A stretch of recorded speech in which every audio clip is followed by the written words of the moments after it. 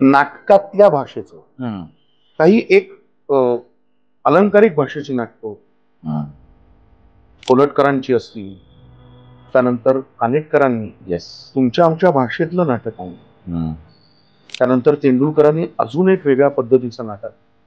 हा जो फरक आहे, मग पुढे शेखर पंचळकर असेल, संजय पवार असेल, या लोकांनी वेगळ्या पद्धतीची नाटक आहे आणि हे सगळं आमच्या समोर होत येत. मग विवेक भिळेंनी काहीतरी अजून एक वेगळ्या पद्धतीचं नाटक आहे. त्याच्यातल्या काही नाटकांमध्ये मी आणि उत्तम भाषा असलेले लेखक नाटककार होते ना, रत्नाकर मतकरी सरांसारखं कोण.